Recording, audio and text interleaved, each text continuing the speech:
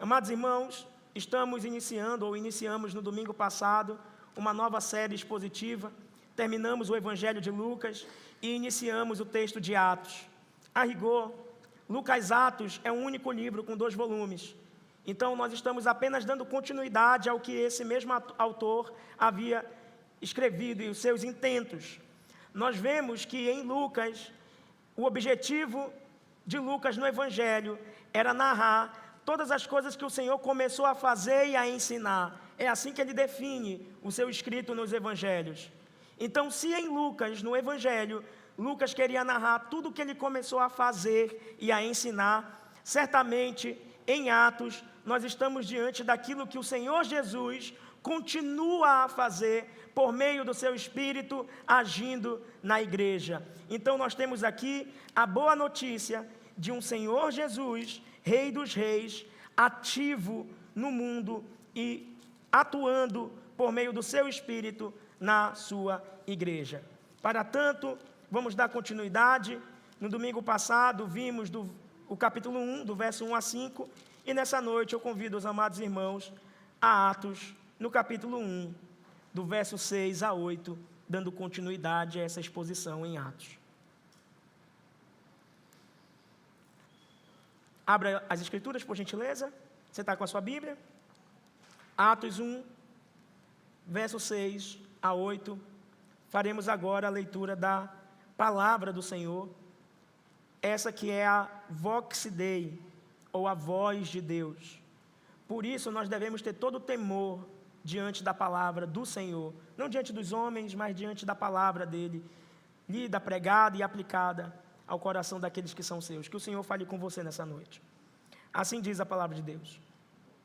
Então, os que estavam reunidos com Jesus lhe perguntaram: será este o tempo em que o Senhor irá restaurar o reino a Israel?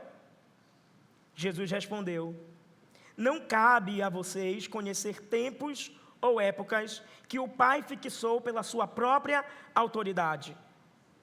Verso 8, verso muito conhecido.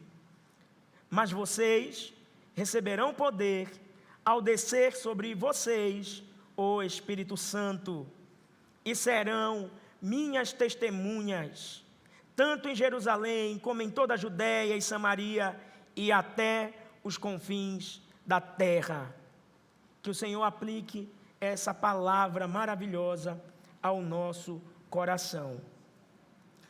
Não sei se você percebeu, todas as músicas que nós cantamos até então apontam para um Jesus que está reinando, para um Jesus que é rei e que governa.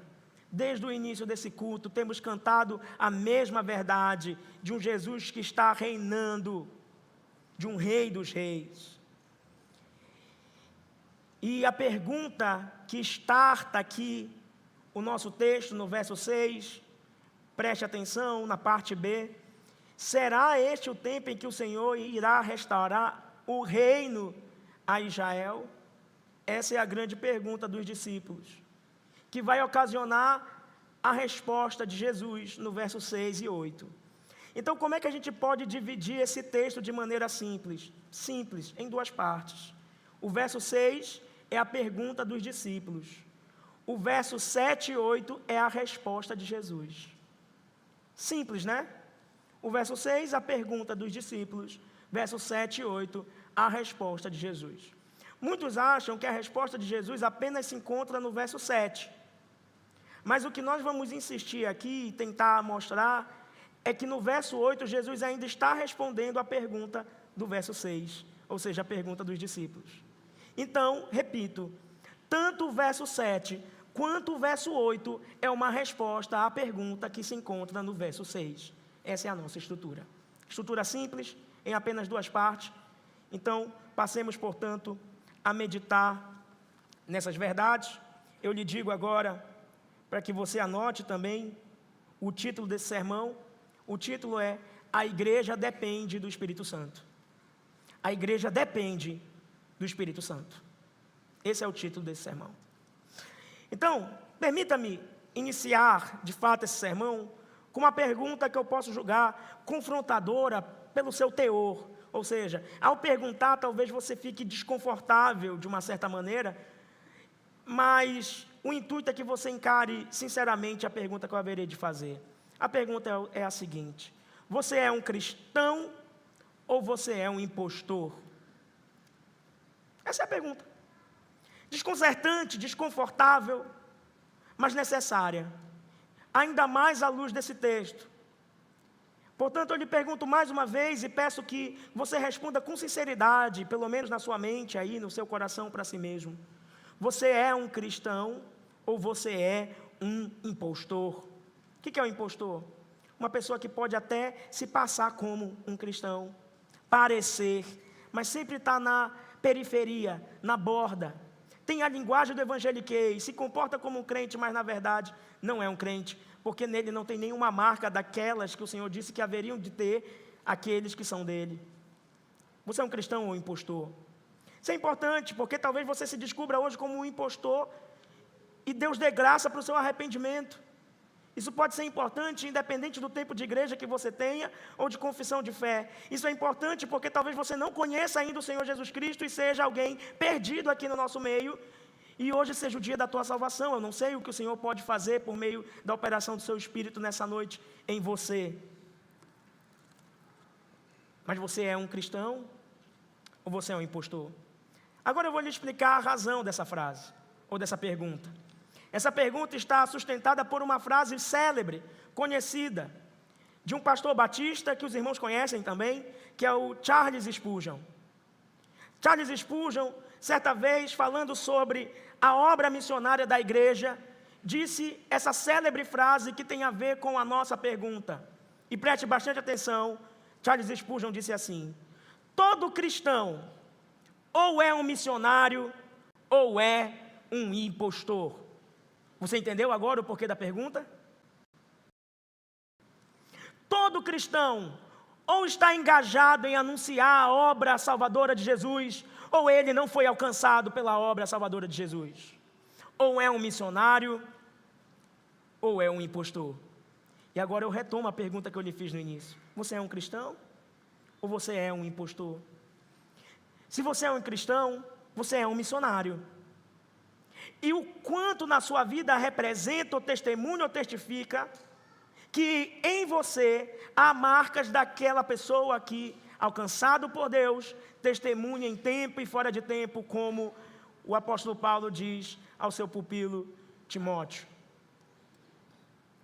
Irmãos, se nós não estamos anunciando o evangelho da salvação, nós estamos doentes ou enfermos na nossa fé. Se nós não estamos compartilhando o evangelho, entenda isso, pelo amor de Deus, do nosso Deus. Há algo de errado no nosso cristianismo, porque o cristianismo nasce com o espírito da proclamação, que é o Espírito Santo de Deus. O Espírito Santo de Deus é o espírito da proclamação. E todo cristão, portanto, foi chamado para ser uma testemunha viva e fiel do Evangelho. Grave essa palavra é chave no sermão de hoje. Você foi chamado para ser uma testemunha do Evangelho da salvação. Isso representa o seu viver? Vou repetir a frase de Spurgeon. Todo cristão ou é um missionário ou é um impostor. Por quê? Porque Spurgeon via a missão como algo inseparável da identidade cristã. Se eu me identifico como cristão, se a minha identidade é pertencer a Cristo, eu sou um missionário e não preciso de um chamado para isso, porque Deus já me chamou ao me chamar para a salvação. Isso é muito importante de entender. Em outras palavras, quem se diz cristão, mas não vive a missão de Cristo, comporta-se como um impostor. Quem não proclama, quem não propaga, quem não anuncia, torna-se tal como um impostor. o livro de Atos nos apresenta exatamente essa grande comissão.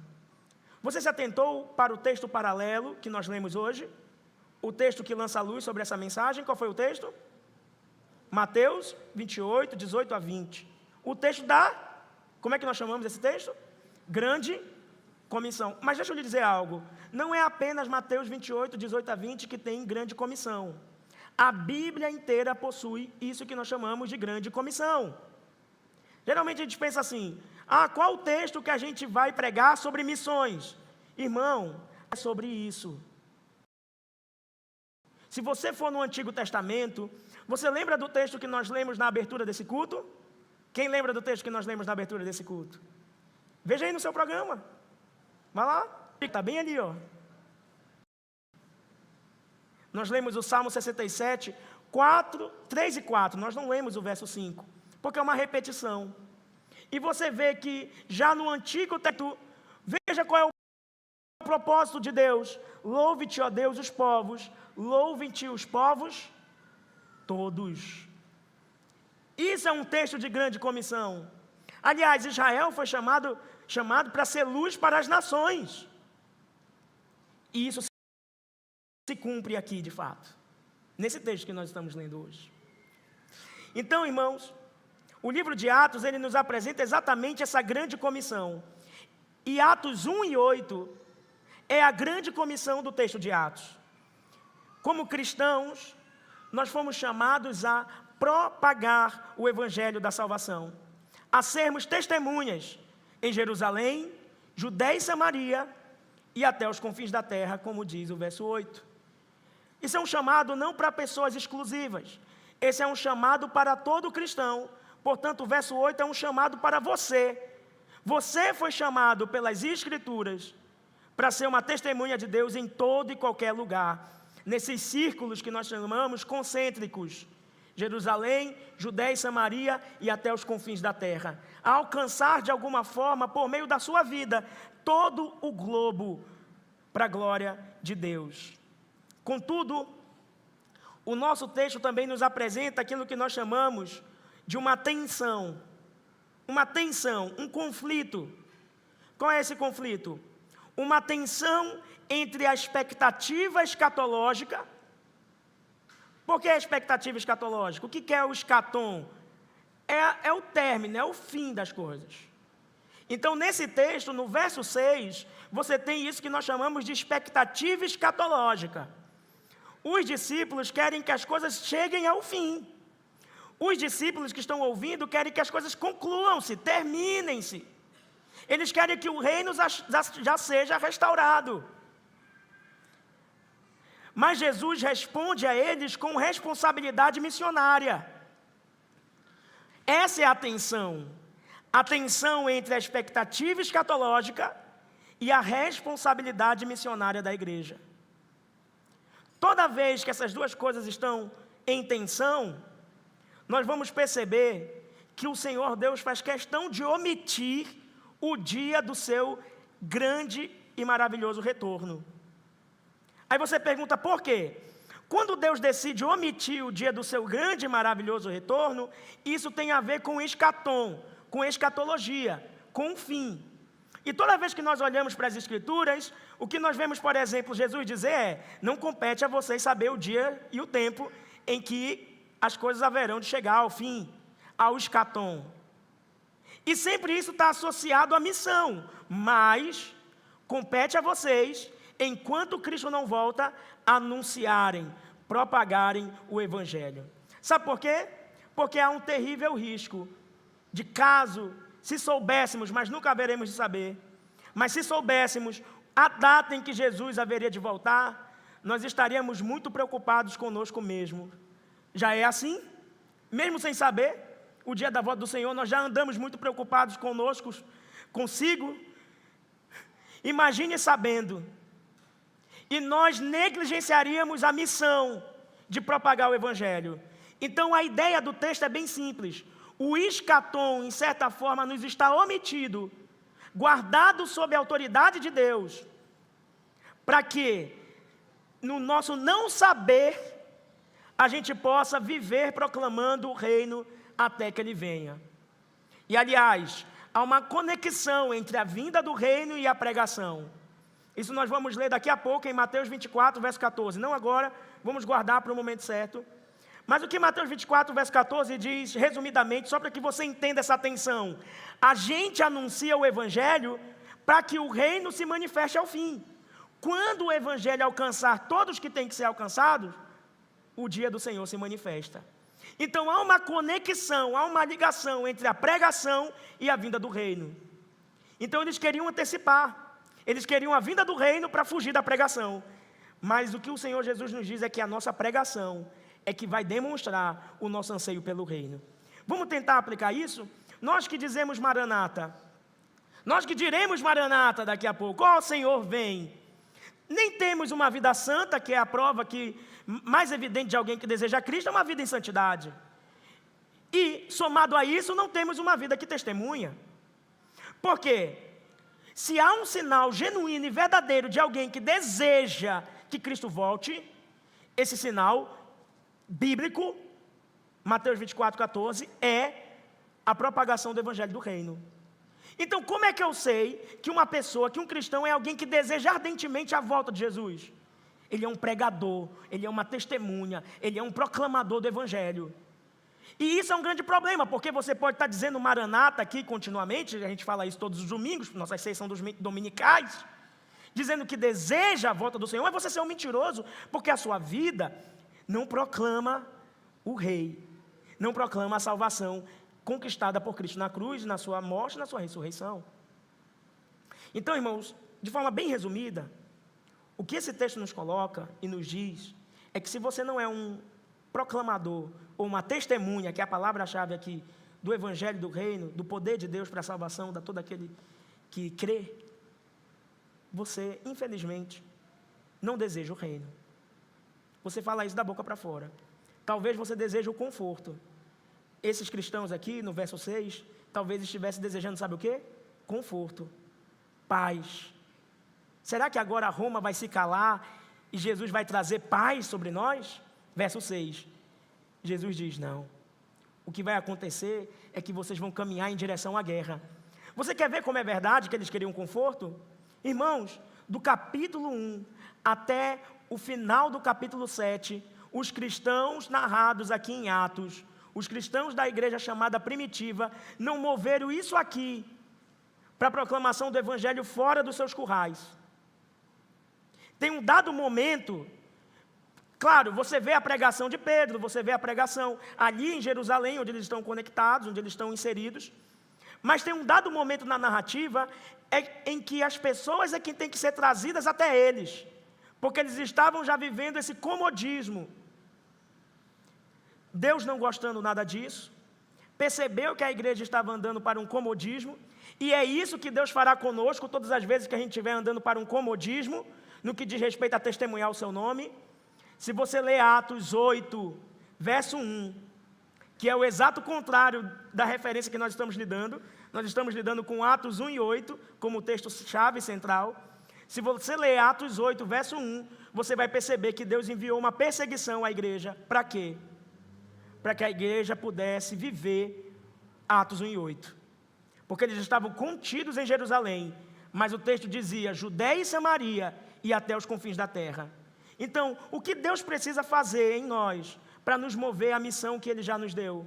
Sabe que Deus vai precisar chacoalhar a tua vida? De que forma? De que forma Deus vai precisar te chacoalhar para que você entenda que Ele te chamou para ser um missionário? Ah, você acha que os missionários de Deus são aqueles que estão no nosso quadro missionário? Você está com um ledo engano, irmão. Aqueles irmãos que vão para outras nações são missionários em outros contextos, mas você foi chamado para ser missionário nesse contexto eclesiástico, seja dentro da sua comunidade de fé, na sua família, no seu trabalho. Mas sabe o que é? É que no fundo, às vezes as pessoas nem sabem que você é um cristão, porque você omite isso. É que no fundo, seria até terrível que as pessoas descobrissem isso, porque aí diriam, esse é o Jesus que você serve? Eu não creio nele. Então, ao invés de ser testemunha, você talvez tenha envergonhado o nome de Cristo. Ora, irmãos, observe mais uma vez a pergunta dos discípulos no verso 6, por gentileza. Então, os que estavam reunidos com Jesus lhe perguntaram, quem? Os discípulos. aquilo que nós chamamos de os 12. Ainda que o número estivesse incompleto, é assim que nós chamamos o grupo de apóstolos, os 12. Eram eles que estavam lá, ouvindo de Jesus.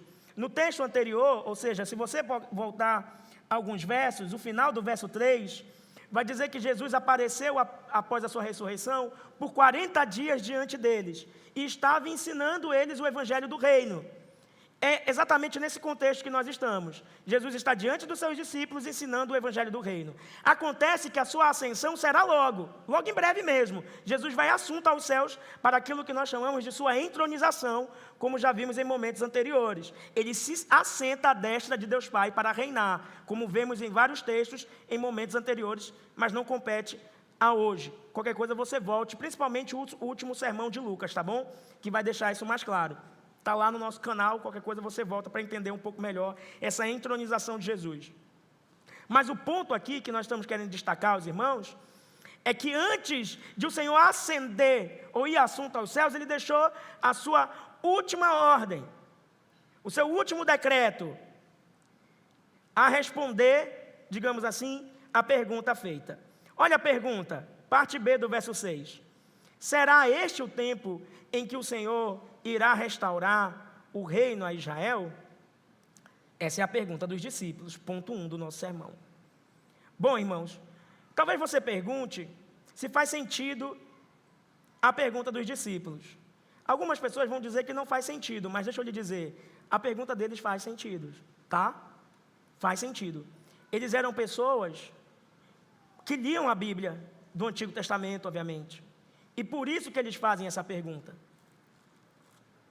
Eu vou explicar para vocês o porquê. Olha o que Jesus diz no verso 5 do capítulo 1, por gentileza. Porque João, na verdade, batizou com água, mas vocês serão batizados com o Espírito Santo dentro de poucos dias. Quando eles ouviram isso de Jesus, imediatamente eles conectaram essa promessa do Espírito Santo, que é chamada no verso 4 de promessa do Pai. Qual é a promessa do Pai? O Espírito Santo descendo sobre nós e nos enchendo de poder, sobre a sua igreja, sobre o povo que pertence a Ele. Quando eles ouviram Jesus falar que o Espírito Santo haveria de descer, eles conectaram imediatamente essa verdade com as profecias do Antigo Testamento. Passo a citá-las agora aos irmãos, para que vocês anotem e estudem com calma. Em primeiro lugar, não pode ser diferente, a profecia de Joel, capítulo 2, verso 28 a 32. Por que essa profecia é tão importante? Porque se você olhar para Atos 2, avance um pouco na sua Bíblia, Atos 2, por gentileza. Se você olhar para Atos 2, para o verso 16, você vai perceber que o que acontece em Pentecoste é o cumprimento da promessa que Deus fez lá no tempo do profeta Joel. Olha o que diz o verso 16. Mas o que está acontecendo é o que foi dito por meio do profeta Joel. Então, irmãos, esses nossos irmãos aqui, esses nossos apóstolos do Senhor, eles conectaram essa promessa do Espírito Santo com a promessa de Joel. Eles estão lendo a coisa corretamente. Não está errado. É exatamente isso que vai acontecer. A descida do Espírito Santo, o cumprimento de Joel 2, verso 28 a 32. Porém, naquele contexto, Joel vincula o derramamento do Espírito Santo aos últimos dias. Algumas expressões no texto vão deixar isso claro. Por exemplo, eu vou ler para vocês e preste atenção. Eu vou ler Joel 2, a partir do verso 28, seguinte. E acontecerá depois disso, que derramarei o meu Espírito sobre toda a humanidade. Então, a promessa do Espírito aqui. Os filhos e filhas de vocês profetizarão, os seus velhos sonharão, e os seus jovens terão visões. Até sobre os servos e sobre as servas derramarei o meu Espírito naqueles dias. Mostrarei prodígios nos céus e na terra. E você começa a ver uma linguagem mais escatológica. Ó. Sangue, fogo e colunas de fumaça. O sol se transformará em trevas e a lua em sangue, antes que venha o grande e terrível dia do Senhor. E acontecerá que todo aquele que invocar o nome do Senhor será salvo, porque no Monte Sião e em Jerusalém estarão os que forem salvos, como o Senhor prometeu, e entre os sobreviventes, aqueles que o Senhor chamar. Eu li aqui até o verso 32. De fato, o que Jesus está prometendo que vai acontecer ali, em Pentecostes, é o cumprimento de Joel 2, verso 28 seguinte. Só que existem outros textos que vão lançar luz aqui para nós. Eu vou apenas citá-los aos irmãos nesse momento. O segundo, Isaías 32, verso 14 a 17. E agora eu vou dizer o porquê daquela confusão. Principalmente em Isaías 32, verso 14 a 17, o Espírito Santo, ou a sua descida, está conectado à restauração da terra e da justiça. Então, olha só, pense, ouça agora como um daqueles discípulos. Eles estavam diante da promessa da descida do Espírito Santo, e a promessa atrelava a descida do Espírito Santo com a restauração da terra e com justiça e paz. Então, quando Jesus promete que o Espírito Santo vai vir, o que eles pensam? Agora leia o verso 6, a parte B. Será este o tempo? Que tempo? A descida do Espírito Santo. Ou seja, quando o Espírito Santo descer, é que o Senhor irá restaurar o reino de Israel? Entendeu o porquê? Conseguiu fazer a conexão? Eles atrelam a promessa do Espírito Santo à restauração completa da terra. Mas o Senhor vai dizer para eles que não é bem assim. Porque no verso 7 e 8 nós vamos ter a resposta do Senhor para essas indagações. Primeiro, eu quero mostrar para os irmãos uma coisa que se encontra no verso 6 e que não pode ser desperdiçada. É a primeira vez que eles chamam Jesus de Quírios, ou seja, de Senhor. Eles não estavam mais em dúvidas que Jesus era o Messias. Eles não estavam em dúvidas que o reino haveria de vir. E ele não estava em dúvidas que era Jesus que haveria de reinar nesse reino. Mas eles tinham dúvida sobre o como que isso aconteceria, sobre o quando que isso aconteceria. Nesse aspecto, eles estavam todos errados. Eu vou lhe deixar um terceiro texto a respeito disso. Ezequiel 36, verso 26 e 27. Por que esse texto? Porque ele associa o Espírito Santo à nova aliança e à obediência do povo. Mas o ponto desses três textos que eu citei é o mesmo. Será este o tempo em que o Senhor irá restaurar o reino a Israel? Ou seja, se a promessa do Espírito Santo, logo, só pode ser agora que as coisas vão ser levadas à restauração? Aliás, essa é a outra palavra que eu gostaria de destacar. Parte B do verso 6. Além de eles chamarem o Senhor de Senhor e reconhecer que Ele é o Messias, e nisso eles estão certos, a palavra-chave, na verdade, do verso 6 é a palavra restaurar. Tá bom? Por que essa palavra é uma palavra-chave? Porque essa palavra tem a ver com Amós 9, verso 11, que é um quarto texto prova que eu estou trazendo aos irmãos, e esse eu vou ler. Olha o que diz Amós 9, verso 11. Naquele dia, levantarei o tabernáculo caído de Davi, vou reparar suas brechas e levantá-lo das suas ruínas, vou restaurá-lo para que volte a ser como era nos dias da antiguidade. Perceba que tudo é promessa de restauração, para que o meu povo tome posse do restante de Edom e de todas as nações que são chamadas pelo meu nome, diz o Senhor que faz estas coisas. Essa palavra restaurar, aqui no verso 6, está intimamente ligada à promessa de Amós 9, verso 11. Em outras palavras, eles criam que Jesus haveria de restaurar o reino geográfico e político de Israel.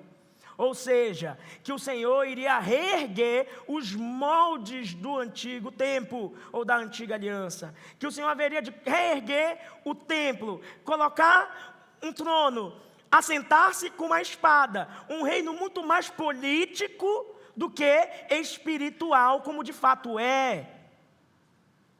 Os irmãos estão entendendo isso? Digam amém aí. Então, irmãos, eles atrelam a promessa do Espírito Santo a esses cumprimentos, e atrelam essa restauração aos moldes da antiga aliança. Só que o Senhor vai responder negativamente a tudo isso. É óbvio que aqui há um componente político inegável. Não dá para negar isso.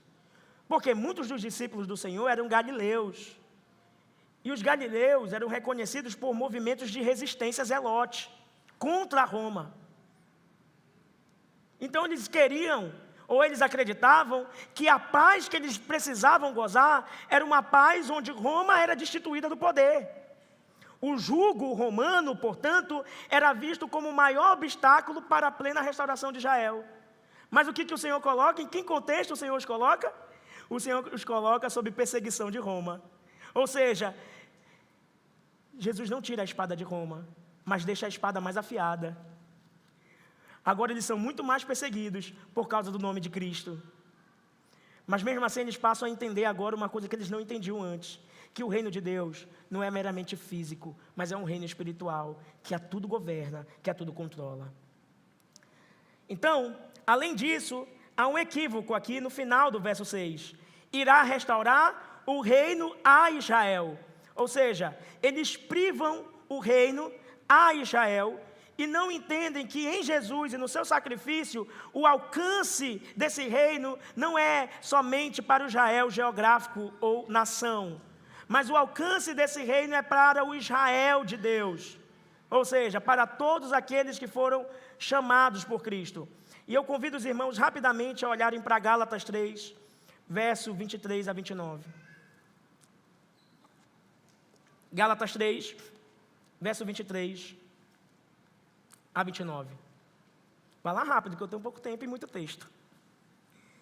Gálatas 3, 23 a 29.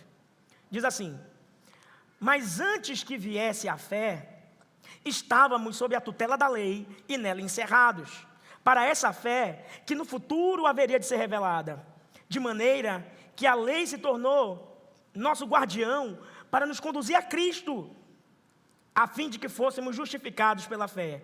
Mas agora que veio a fé, já não permanecemos subordinados ao guardião, ou seja, a lei, pois todos vocês são filhos de Deus, mediante a fé em Cristo Jesus. Porque todos vocês que foram batizados em Cristo, de Cristo se revestiram. Assim sendo, não pode haver judeu, nem grego, nem escravo, nem liberto, nem homem, nem mulher, porque todos vocês são um em Cristo Jesus. E se vocês são de Cristo, são também o quê? Descendentes de Abraão e herdeiros segundo a promessa. Irmãos, quem é descendente de Abraão não são só os israelitas. Essa é a tese de Paulo lá em Romanos, capítulo 9. Mas são todos aqueles que estão em Cristo, no descendente, como ele mesmo diz. E o que isso importa para o nosso texto? É que o reino não vai ser restaurado para o Israel físico-político. O reino é o reino de Deus. O reino é o reino daqueles que pertencem a Deus. Ele abrange não só judeus, mas abrange também samaritanos. E abrange também gentios como eu e você. Ou seja, Jerusalém, Judéia e Samaria e confins da terra. É um reino mais abrangente do que a gente possa imaginar, que nos envolve, que nos inclui, e nós estamos nele pela graça. Isso é algo a ser observado. Eu convido você a olhar para Efésios agora, por gentileza. Efésios capítulo 2, verso 12 em diante. Efésios 2, verso 12 em diante. Diz assim: naquele tempo, vocês estavam sem Cristo. Olha a expressão: separados da comunidade de Israel e estranhos às alianças da promessa, não tendo esperança e sem Deus no mundo. Mas agora, em Cristo Jesus, vocês que estavam longe foram aproximados pelo sangue de Cristo, porque Ele é a nossa paz. De dois povos Ele fez um só, e na sua carne derrubou a parede de separação que estava no meio, a inimizade. Cristo aboliu a lei dos mandamentos na forma de ordenanças, para que de dois criasse em si mesmo uma nova humanidade, fazendo a paz, e reconciliasse ambos em um só corpo com Deus, por meio da cruz, destruindo a inimizade por meio dela. Olha que coisa bonita. O texto está dizendo que o Israel físico, aqueles judeus salvos por Deus, judeus eleitos, eles são inseridos no corpo. E o corpo é chamado por Paulo, durante toda a literatura paulina, da igreja de Cristo. Você percebe isso?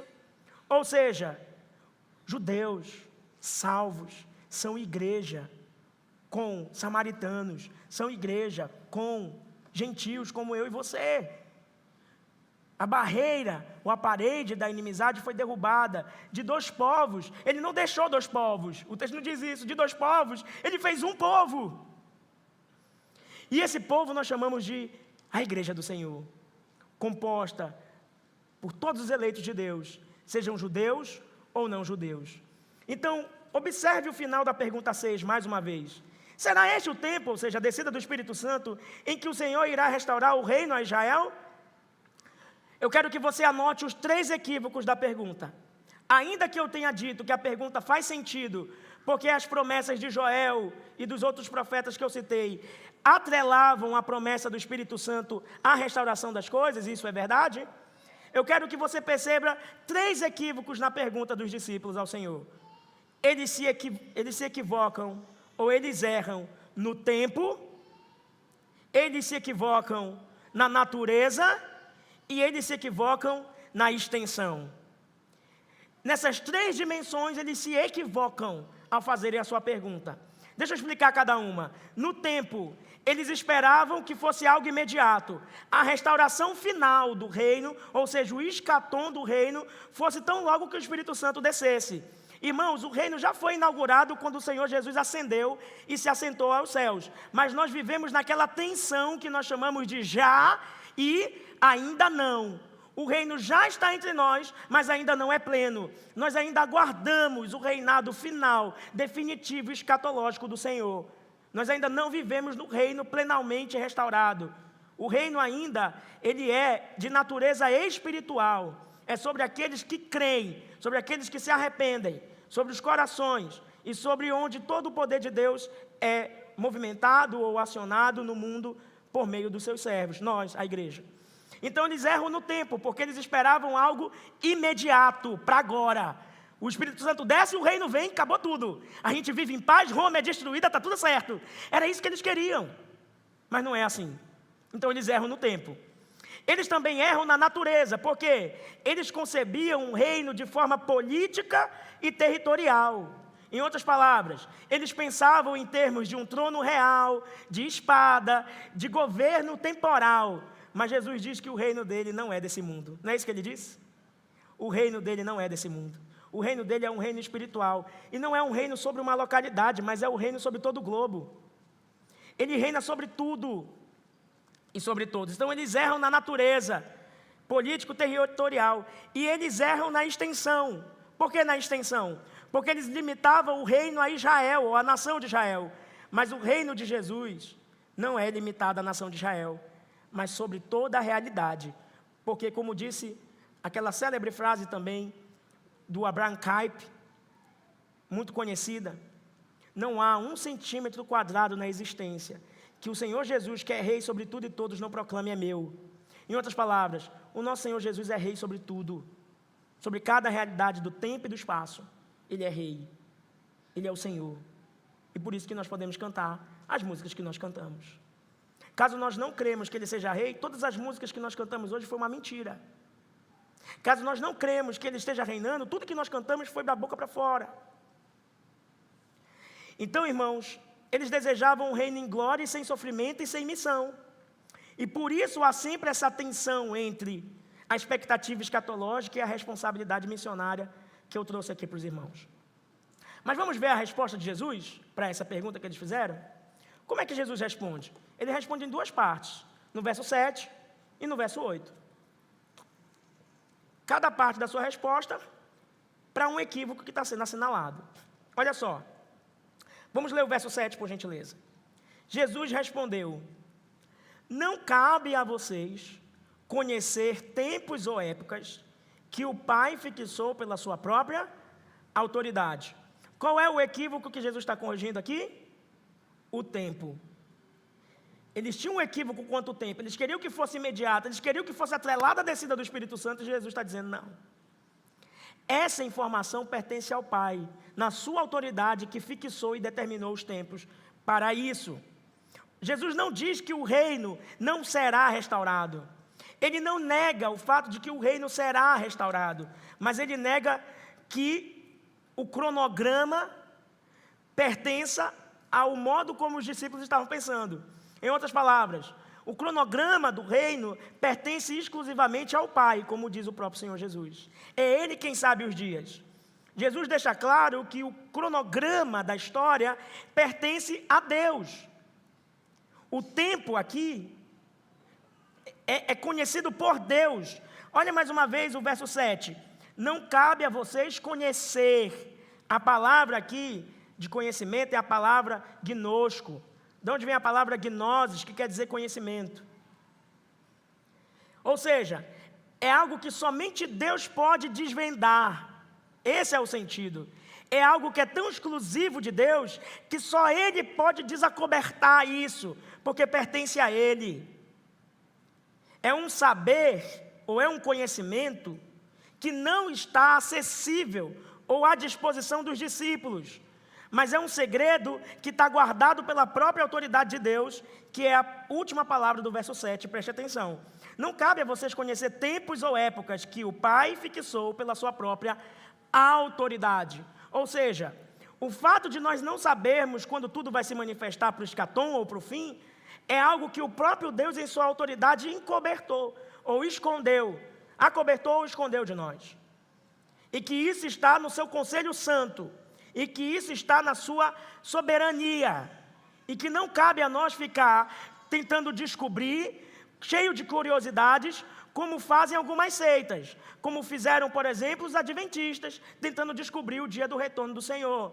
Entre outros, que vivem nesse fetiche gospel de tentar descobrir o dia do retorno do Salvador, enquanto que a Bíblia é clara ao dizer que isso está encoberto, que isso está omitido, e a autoridade de Deus omitiu isso de nós, e há um propósito de Deus nisso, e eu já adiantei lá na nossa introdução qual é.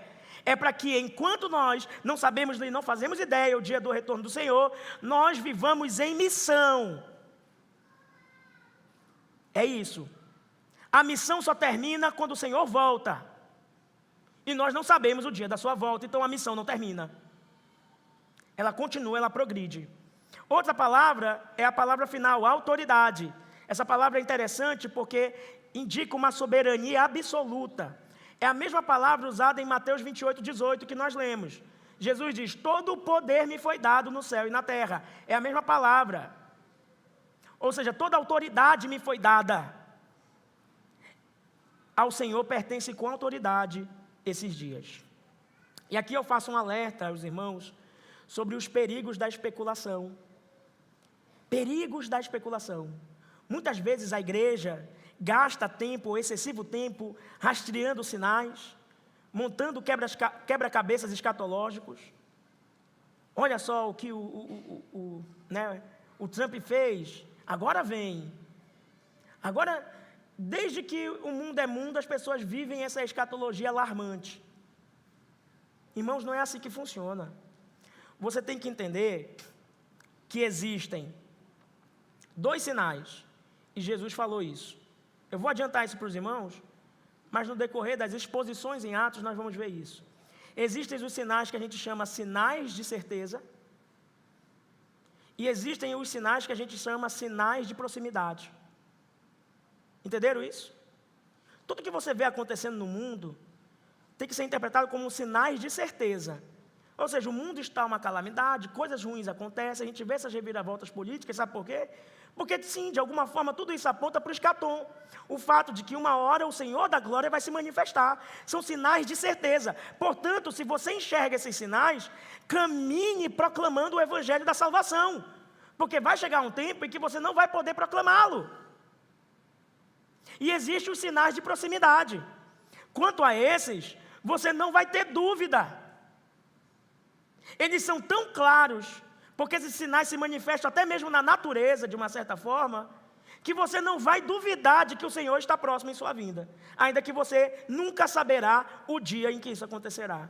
Isso pertence à glória do Senhor Deus, como lemos no verso 7. Não cabe a nós conhecer tempos ou épocas. Curioso que a palavra aqui é o seguinte, tempos, cronos, de onde vem a palavra cronômetro, e épocas, kairos.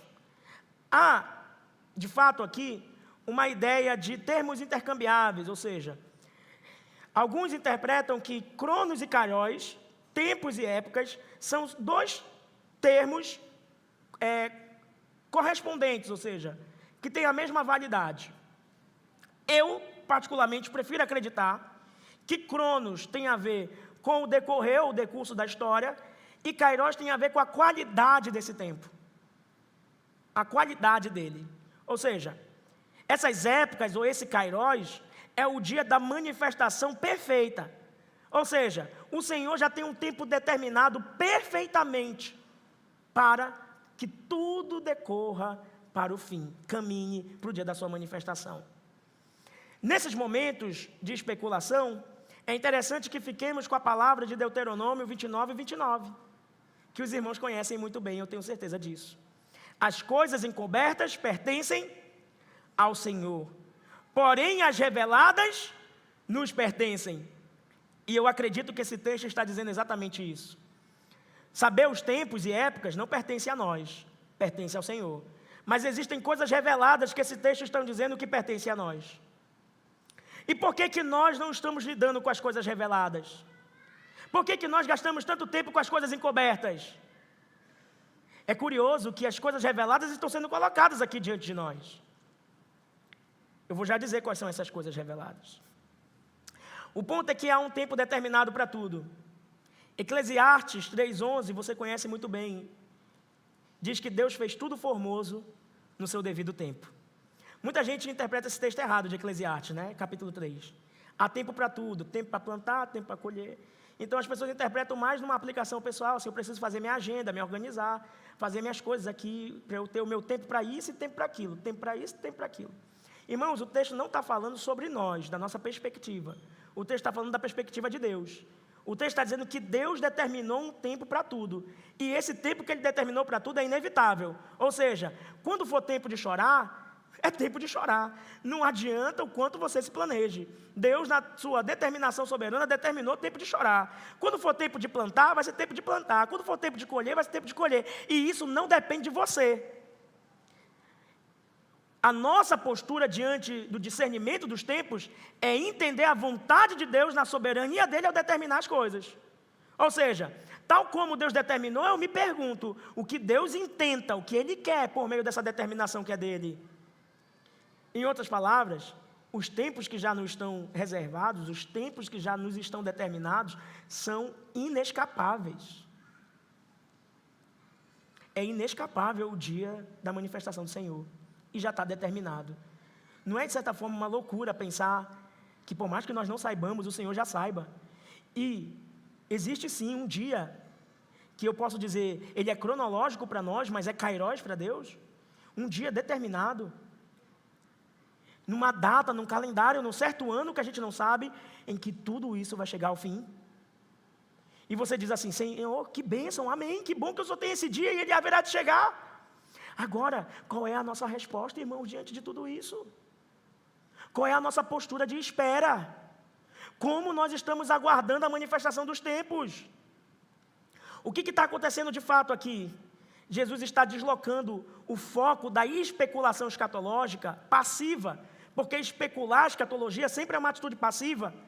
Não estou dizendo que você não deva ter uma posição escatológica, até porque ao final do ano de 2025 nós estudamos escatologia aqui na igreja com muito afinco. Mas o ponto é, enquanto nós ficamos na elucubração escatológica, há algo ativo para ser feito, uma missão a ser elevada ou alavancada. Há uma participação missionária ativa que a igreja deve se envolver. E o que isso significa, irmãos? Significa que a incerteza quanto ao fim, para nós não é um problema. Se eu não sei o dia em que o fim virá, nós que somos do Senhor, isso não é um problema para a gente. Sabe o que isso significa para nós? É um combustível pedagógico para que a igreja se mantenha vigilante. Já que eu não sei o tempo da manifestação do meu Senhor, que a nossa resposta seja vigilância, irmãos. Conforme, e eu convido vocês agora sim, a ir até Mateus, porque é um texto que a gente precisa ler hoje, para avançar. Mateus 24. Que eu estou prometendo ler desde o início.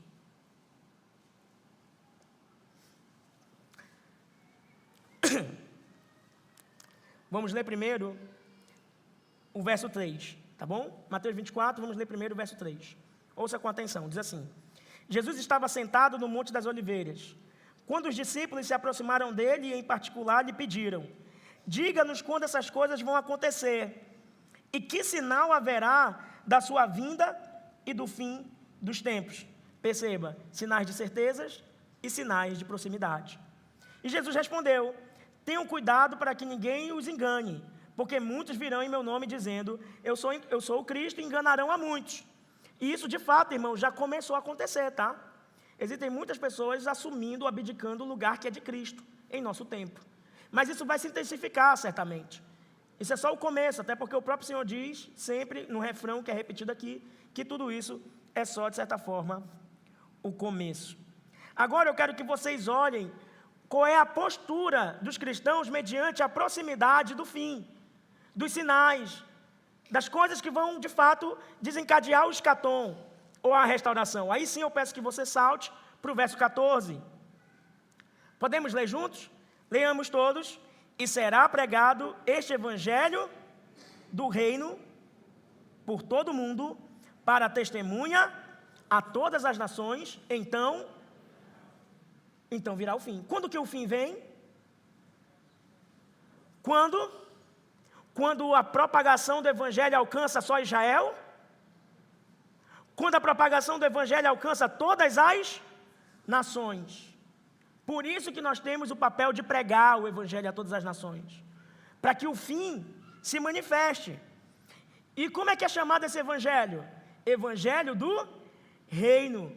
Por quê? Porque já há um reinado de Cristo, irmãos, espiritual, e nós já propagamos, ei, o Senhor reina, Ele é rei do teu coração, e por isso Ele pode te tirar das trevas. Essa é a mensagem que nós anunciamos, e nós anunciamos essa mensagem para todas as nações. E quando esse evangelho alcançar a todos que o Senhor determinou que ele alcançasse, isto é, os seus eleitos, então virá o fim. Não cabe a nós ficar calculando o tempo. Isso é totalmente improdutivo. Ficar fazendo conta, ficar olhando para as coisas e dizer, é agora. Irmão, o que o Senhor te pede é o seguinte: vá testemunhar o evangelho, isso sim. Vá anunciar o evangelho da salvação, isso sim é que você deve fazer. E enquanto você faz isso e não sabe o dia, você tem que vigiar. Eu lhe convido a ler o verso 42 agora, do mesmo capítulo. É porque a gente está saltando Mateus 24, tá? Mas depois você tem que ler Mateus 24 inteiro, para você entender com maior profundidade. Mas vamos ler o verso 42 agora, diz assim: portanto, vigiem, porque vocês não sabem em que dia virá o Senhor de vocês. Perceba que está dentro do mesmo contexto. No verso 14, devemos pregar o evangelho a todas as nações até que venha o fim. E no verso 42, eu devo ficar vigilante, porque eu não sei quando o fim vem. Não está claro para nós o que nos é pedido? É que, como servos do Senhor, igreja do Senhor, proclamemos, portanto, irmãos, o evangelho até que o Senhor venha. Por isso eu convido você a avançar em Mateus para o capítulo 28 e ler o conhecido texto da grande comissão, verso 18 a 20. Mais uma vez, nós já lemos, mas leremos mais uma vez. Verso 18 a 20. Olha o que diz. Jesus, aproximando-se, falou-lhes dizendo: toda autoridade me foi dada no céu e na terra, portanto vão e façam discípulos de todas as nações. Mais uma vez a ênfase global. Não só em Israel, mas em todas as nações, irmãos. Batizando-os em nome do Pai, do Filho e do Espírito Santo, ensinando-os a guardar todas as coisas que vos tenho ordenado, e eis que estou com vocês todos os dias, até o fim dos tempos. Ou seja, até quando que o Senhor vai estar conosco nessa tarefa de propagação? Sempre até o dia da sua manifestação final, que é o que chamamos de fim dos tempos. Mais uma vez enfatizando essa ideia de que, enquanto aguardamos a manifestação do Senhor, nós que estamos aqui aguardando, nós que dizemos Maranata, proclamamos, irmãos, proclamamos. Aí a pergunta que eu lhe faço: você é um cristão? Ou você é um impostor? Porque todo cristão ou é um missionário, ou é um impostor, como diz Charles Spurgeon. Eu lhe disse que Jesus está respondendo as duas perguntas, ou em duas partes a mesma pergunta. Volte lá para Atos 1, e agora veremos o conhecido verso 8, caminhando para o nosso fim, o fim dessa exposição. Atos 1, verso 8. texto conhecidíssimo. Como que o texto começa aí? Como é que está na sua Bíblia, no verso 8? Só a primeira palavra. Mas. O que é o mais? É uma conjunção adversativa. Por mais que vocês estejam errados nisso, mas... Ou seja, vai restaurar o reino a Israel? Não. Mas o reino vai se propagar por todo o mundo. A missão é global. Mas cria um contraste decisivo. Eles não saberão as datas, mas receberão poder. Esse versículo é o eixo teológico, estrutural e narrativo de Atos. Aliás, deixa eu lhe dizer, o livro de Atos, ele está sumariado em Atos 1:8. O que isso significa? Atos 1:8 é a estrutura do livro inteiro, tá bom? Porque o livro se divide assim, ó, Jerusalém, Judeia e Samaria, por isso que você lê juntos. Ó, não é Jerusalém, Judeia, Samaria, até os confins, é Jerusalém, Judeia e Samaria e até os confins da terra. São 3 círculos concêntricos. Por que concêntricos? Um círculo está dentro do outro. Entende? Círculos concêntricos. Jerusalém, Judeia e Samaria, confins da terra, círculos concêntricos. A missão se espalha em círculos concêntricos. E aí eu quero lhe dar logo a estrutura para você anotar, tá bom? Como é que o livro de Atos está dividido? Atos 1-7, Jerusalém. Atos 8-12, Judeia e Samaria. Atos 13-28, confins da terra. Essa é a estrutura de Atos. Atos 1:8 é o sumário, ou sumaria o restante do livro. Os irmãos entenderam isso? Querem que eu repita? Atos 1-7, Jerusalém. Atos 8-12, Judeia e Samaria. Atos 13-28, confins da terra. É assim que o texto está dividido. O evangelho sai de Jerusalém e chega em Roma, que é tido como os confins. Esse é o roteiro geográfico, estratégico ou concêntrico da propagação, tá? Agora, caminhando de fato, eu quero destacar algumas palavras do verso 8, e olhe só o que diz. Mas vocês receberão poder. Que poder é esse, irmãos? O poder é a habitação do Espírito Santo em nós, nos enchendo completamente. Deixa eu dizer, eu falei isso no sermão anterior.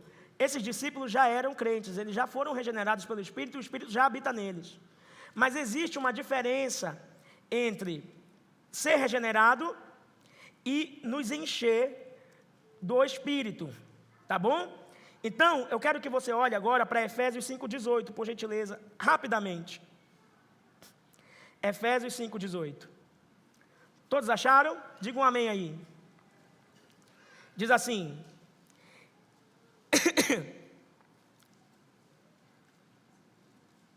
e não vos embriagueis com vinho, em que há contenda, mas enchei-vos do Espírito.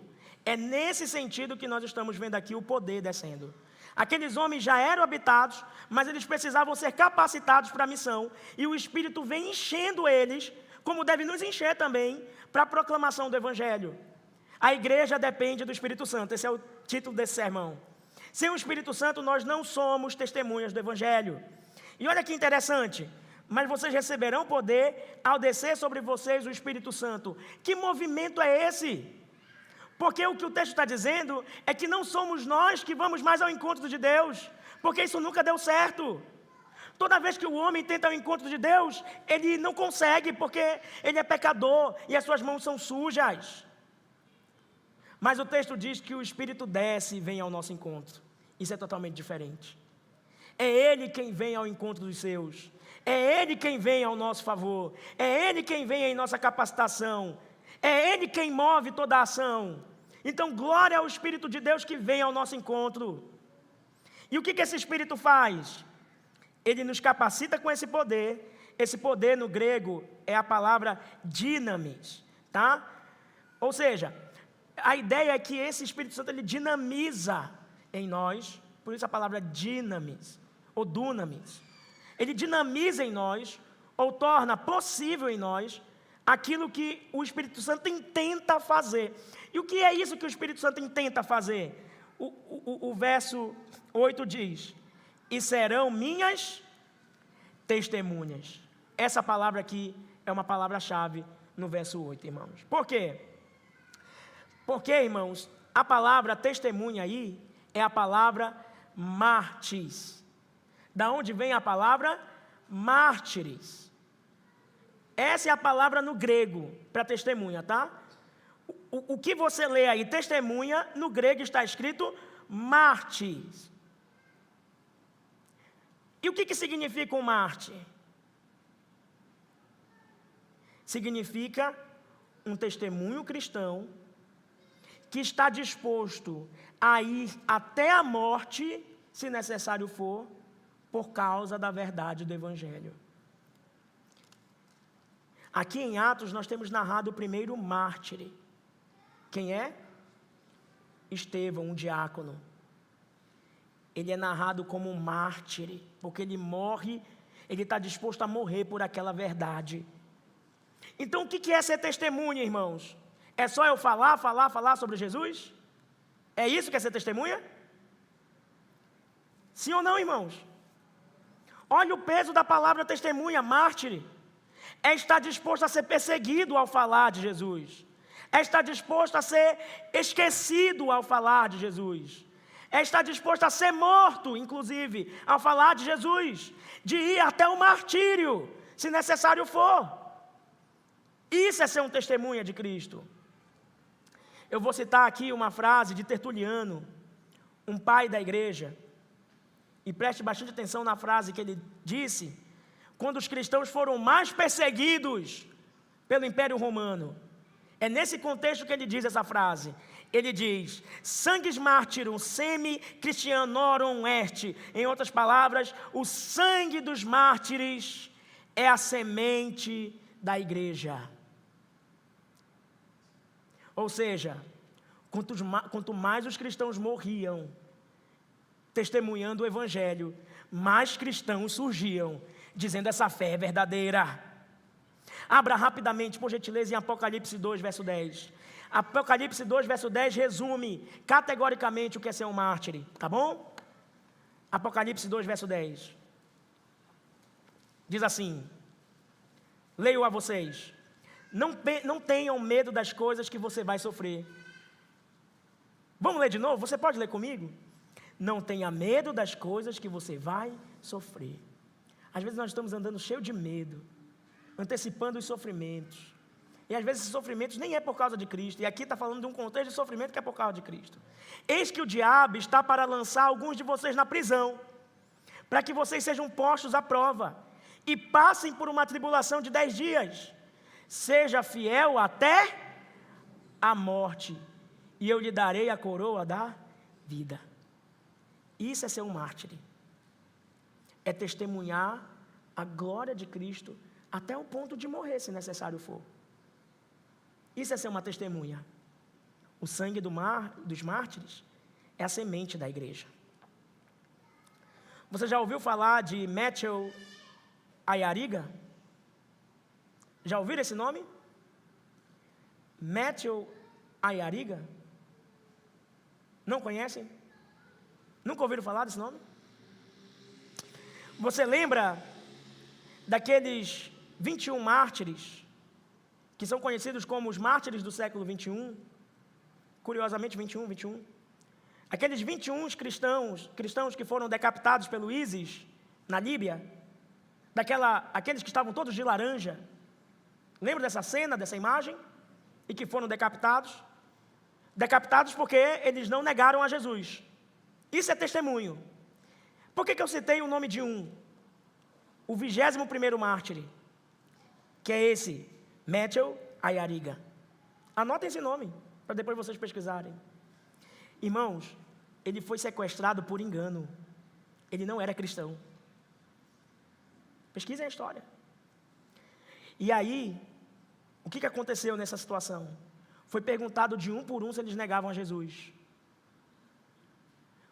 Os 20 mártires que já eram cristãos disseram assim: eu não vou negar o meu Senhor. Quando chegou a vez dele, sabe o que ele respondeu?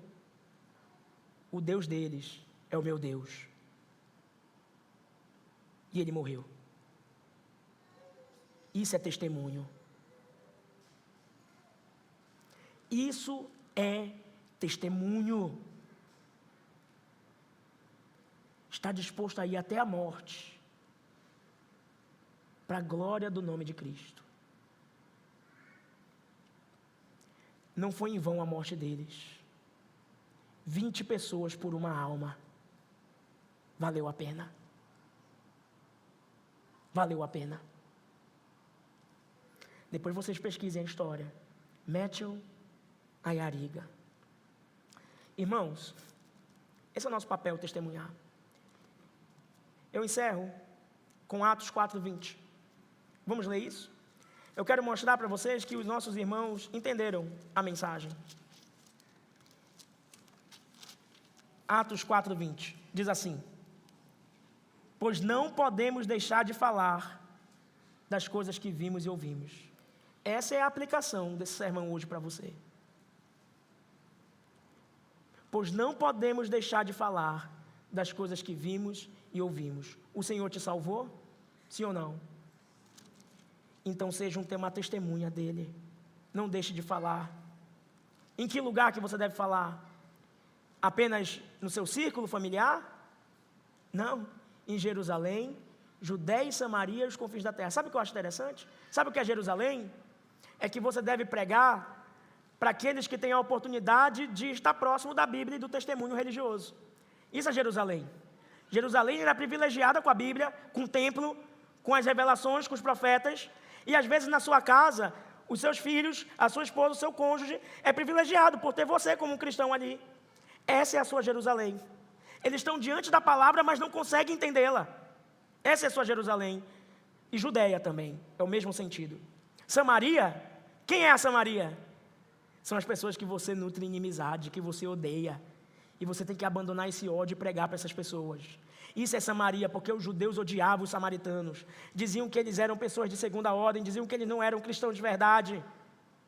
Então, a partir de hoje, você deve pregar, inclusive para as pessoas que você nutre no seu coração, qualquer tipo de desavença. Porque o que mais que essas pessoas precisam é de evangelho. E confins da terra? Confins da terra significa o que é? É que não existe limite para a pregação. Aonde você for plantado por Deus, onde Deus te colocar, seja em contexto hostil ou não, você deve pregar o evangelho. E de alguma forma você deve se esforçar para alcançar o mundo por meio da sua vida. Há muita coisa ainda para fazer, irmãos. Há muita coisa para fazer. Isso é bem verdade. Sabe? Que o Senhor nos ajude com essa missão. Que o Senhor nos ajude nessa missão.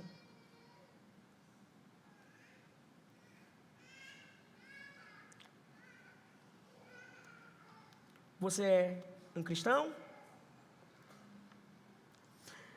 Ou você é um impostor? Porque todo cristão ou é um missionário, ou é um impostor. Se o Espírito Santo habita em você, ele também te capacitou com poder de ser testemunha. Ah, pastor, mas eu não sei o que falar. Você tem o Espírito Santo? Então você saberá. Pregue a palavra. Pregue hoje. Pregue para você mesmo e pregue para todos que te rodeiam. Porque você foi chamado para ser uma testemunha de Deus. Pregue. Agora não pregue só de palavras. Que a sua vida seja um testemunho daquilo que você prega. Que as pessoas vejam Jesus no seu viver. Mas pregue. Abra sua boca. Porque como diz Atos 4:20, nós não podemos deixar de falar das coisas que vimos e ouvimos. Ou podemos? Agora depende de você. Que Deus aplique essa